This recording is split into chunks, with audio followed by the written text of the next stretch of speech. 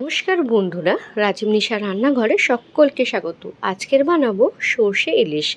এর আগেও আমি তোমাদেরকে সর্ষে ইলিশ বানানো শিখিয়েছি, বাট এবারে একটু অন্যরকম ধরনের বানাচ্ছি। কিছুই না, কালো সর্ষে নিয়ে নিয়েছি, তার মধ্যে 1 চামচ মতো পোস্ত, 4টে কাঁচা লঙ্কা আর সামান্য নুন দিয়ে একটা পেস্ট রেডি করে নিয়েছি। এরপর ইলিশ মাছগুলোর মধ্যে নুন হলুদ ভালো করে মাখিয়ে 5 থেকে 7 মিনিট মতো রেখে দিয়েছিলাম। এরপর ফ্রাইং প্যানের মধ্যে সর্ষের তেল গরম করে ইলিশ মাছগুলো এক এক করে দিয়ে দিলাম। ইলিশ মাছগুলো এপিঠ ওপিঠ দুপিঠ বেশ ভালো করেই ভেজে নিলাম। তোমরা চাইলে একটু কমও ভাজতে পারো। এরপর উল্টে দিলাম।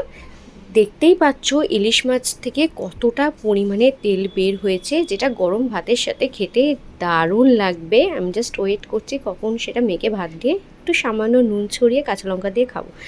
যাই হোক, এরপর আমি ওই সর্ষের তেলটা একটু কমিয়ে তারপর ওর মধ্যে কালো জিরে আর কাঁচা লঙ্কা ছেঁড়া ফোড়ন দিয়ে দিলাম সেই পেস্টটা, যেটা আমি আগেই রেডি করে রেখেছিলাম। দিয়ে হালকা মিক্স করব, একদমই বেশি কষানোর দরকার নেই, নালে তিতো হয়ে যাবে।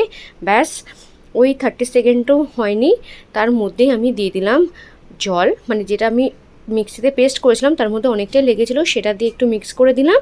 এরপর আবারও এক্সট্রা জল অ্যাড করলাম, এটা কিন্তু পরিমাণ মতো, খুব একটা বেশি জল দেওয়ার প্রয়োজন নেই।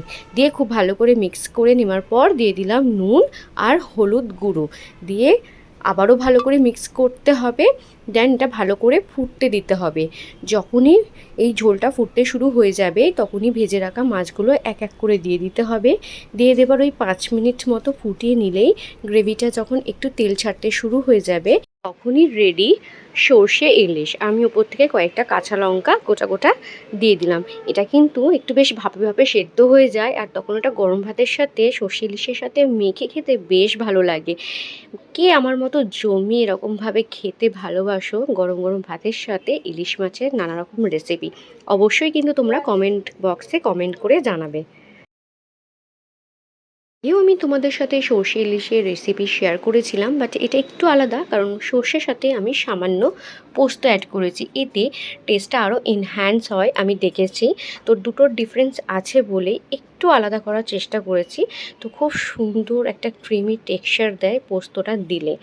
যাই হোক, দারুণ হয়েছিল রেসিপিটা। অবশ্যই তোমরা বাড়িতে বানিয়ে আমাকে কমেন্ট বক্সে কমেন্ট করে জানিও তোমাদের এই রেসিপিটা কেমন লাগলো। রেসিপিটা ভালো লাগলে অবশ্যই একটা like comment share and subscribe করে দিও আমার চ্যানেলটি।